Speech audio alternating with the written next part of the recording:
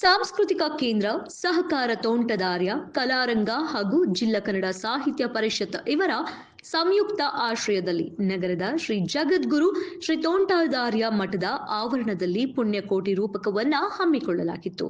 ಧಾರವಾಡ ನಿರ್ದೇಶಕರಾದ ತಾಳಿಕೋಟೆಯವರು ರಂಗಾಯಣ ರಾಜು ಡೊಳ್ಳು ಬಾರಿಸುವ ಮೂಲಕ ಚಾಲನೆ ನೀಡಿ ಮಕ್ಕಳಲ್ಲಿ ಹುದುಗಿರುವ ನಾಟಕ ಕೌಶಲ್ಯಕ್ಕೆ ಇಂಬು ಕೊಡುವ ನಿಟ್ಟಿನಲ್ಲಿ ನಟರಂಗ ಕಾರ್ಯ ಪ್ರವೃತ್ತವಾಗಿದೆ. ಮಕ್ಕಳ ಮನೋವಿಕಾಸಕ್ಕೆ ನಾಟಕ ಪೂರಕ ಮತ್ತು ಪೋಷಕವಾಗಿದೆ ಎಂದರು. ಮೊಬೈಲ್ ಗೀಳು ಬಿಟ್ಟು ನಾಟಕ ರೂಪಕಗಳನ್ನು ನೋಡುವಂತೆ ಈ ಎಲ್ಲಾ ಶಾಲಾ ಕಾಲೇಜುಗಳಲ್ಲಿ ಆಯೋಜನೆ ಮಾಡಬೇಕೆಂದು ಕರೆ ನೀಡಿದರು.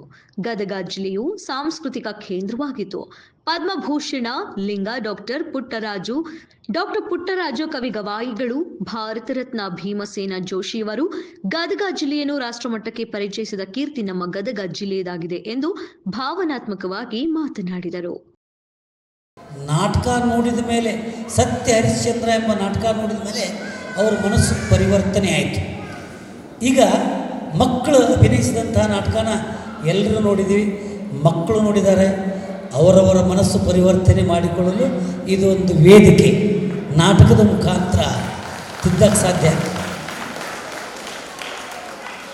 100 ವೇದಿಕೆ ಮಾಡಲಾರ್ದಂಥ ಕೆಲಸ ರಂಗಭೂಮಿ ಆ ಕೆಲಸ ಮಾಡುತ್ತೆ ಅನ್ನೋದಕ್ಕೆ ಇವತ್ತಿನ ನಾಟಕ ನಾವು ಪಠ್ಯ ಪುಸ್ತಕಗಳಲ್ಲಿ ಓದಿದ್ವಿ. ಸಣ್ಣವರಿರುವಾಗ ನಮಗೂ ಪಾಠ ಇತ್ತು. ಆದರೆ ಇಷ್ಟು ಪರಿಣಾಮ ಓದಿದರೆ ಬರೋದಿಲ್ಲ.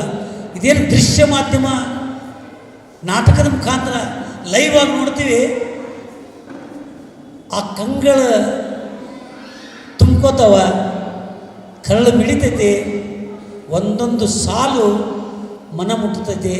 ನಿಜವಾಗಲೂ ನಾಟಕ ಪುಣ್ಯಕೋಟಿ ಇವತ್ತು ಒಂದು ಸಂದೇಶ ಸಾರ್ತು, ಒಳ್ಳೆಯ ಒಂದು ಅಭಿಪ್ರಾಯ ಕೊಡ್ತು.